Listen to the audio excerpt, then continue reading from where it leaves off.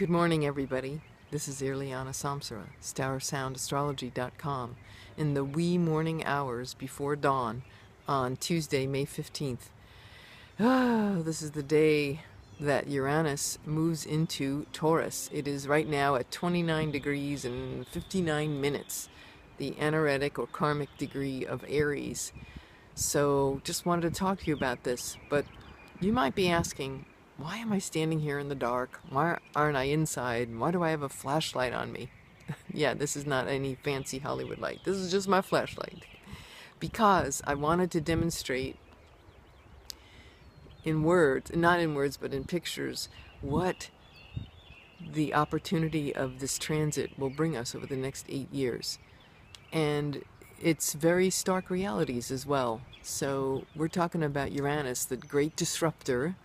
Uranus is the planet of disruption and chaos and catastrophe and shakeup and throwing off the comfort blanket, stepping out of the comfort zone. It definitely shakes us up. It's energy that surprises us, shocks us, comes out of nowhere. It can be sudden windfalls in either direction. So that's kind of the Uranian energy. The good side of it, we're going to talk about in a few minutes. There's good and difficult to this, right? As it is with everything. But the Uranus transit in Aries, moving into Taurus, it starts at Eastern Time in the US. It's 7:47 a.m. and it's going to be big. If you want to put a complete visual video on it, it's what you're seeing, the lava spewing out of cracks in Kilauea. So that's really what we're looking at, you know. It's called shaking up of the earth. Taurus is an earth sign. You're looking at a shakeup of the earth. When Uranus was in Aries all these past 8 years, Aries rules the physical body, our self-identity. And so what did it do? It liberated us. That's where we had all the achievements of gay marriage, LGBTQ rights, the trans community, the visibility for all of this this community and this part of ourselves, of our collective consciousness, the ability to be different, to feel different, to celebrate different. All of that was a main theme during Uranus's transit through Aries. Now it moves into Taurus, which rules our personal value system, what we hold dear, what's important to us. It certainly rules financial security, comfort, security, finances, the monetary system. So we're going to see massive changes to our society, currency, Bitcoin, digital cryptocurrencies. These are huge areas of opening and breakthrough and innovation, and they will continue to open up, and you'll see it'll become like the new norm.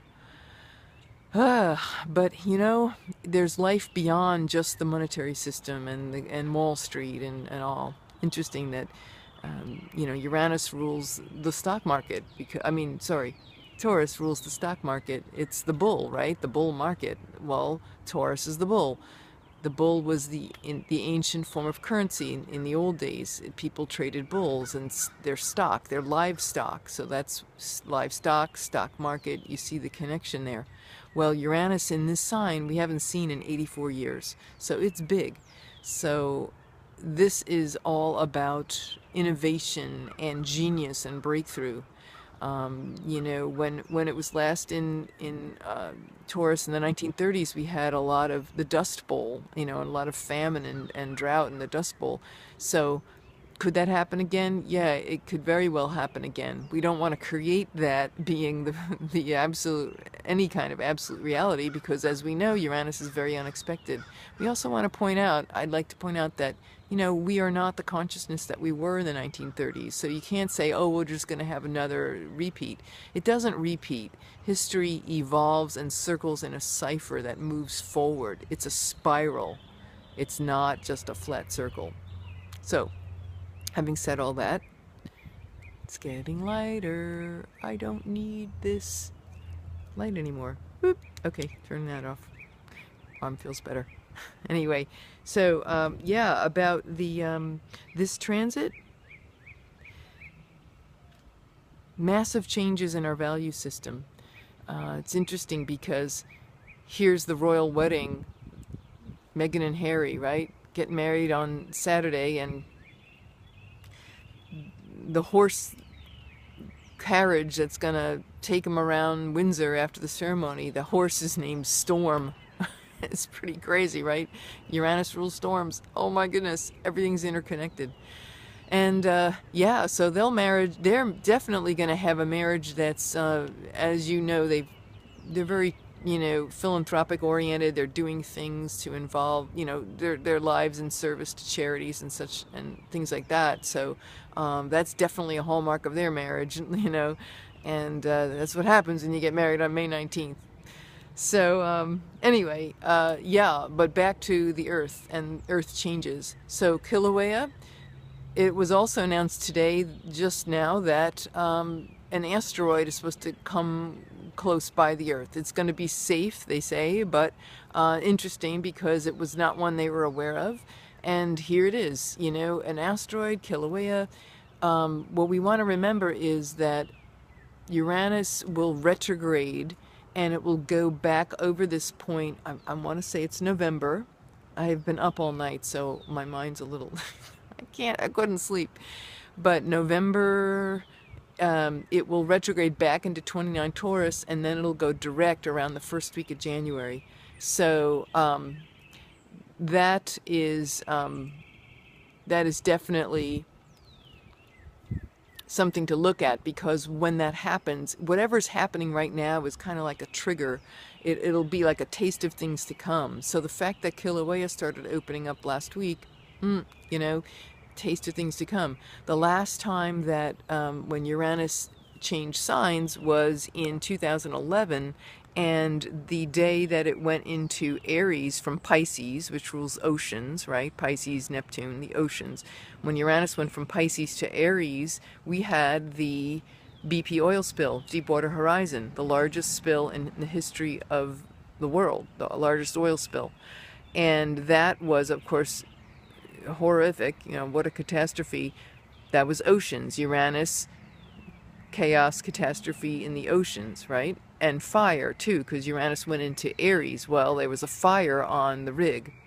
Well, now we are, and then it retrograded, and it went back and stayed in the sign of Aries. Was March 11th, which, if you recall, in 2011, March 11th, 2011, that was Fukushima.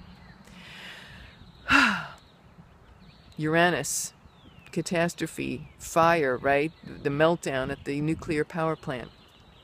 Tsunami, right? There it is. Earthquake, fire, movement.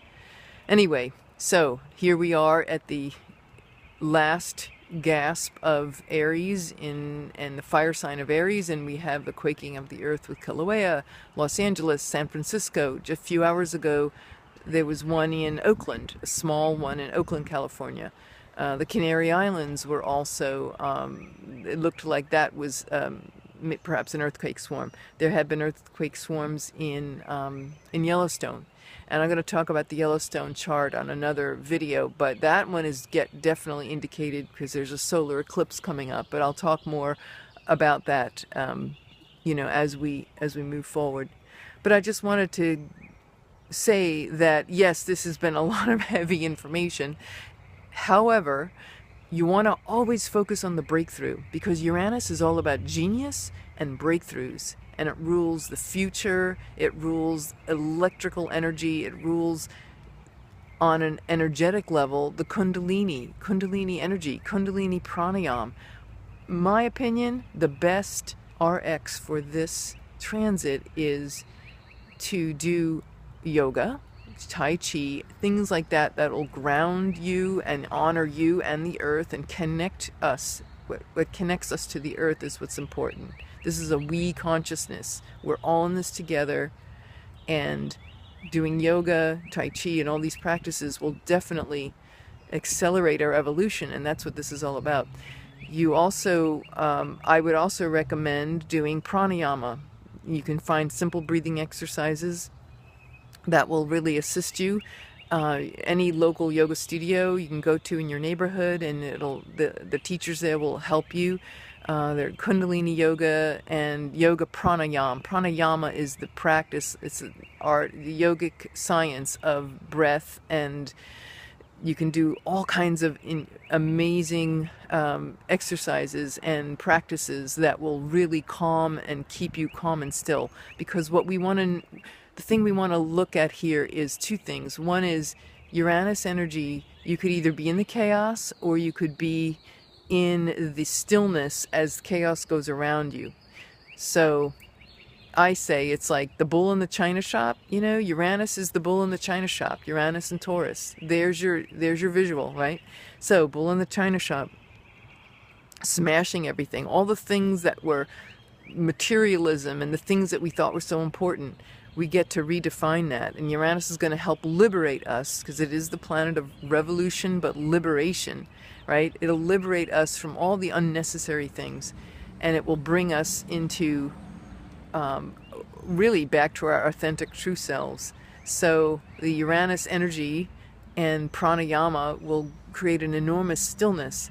So you can move beyond bull in the china shop and be what I call be sitting bull. So don't be the bull in the china shop, or don't be phased if the bull comes into the china shop. Be sitting bull. Sitting bull, if you look up his life on the internet, you can read about him, and he had an enormous ability to be completely calm and in mastery in the midst of the worst chaos, the Native American genocide in the 19th century.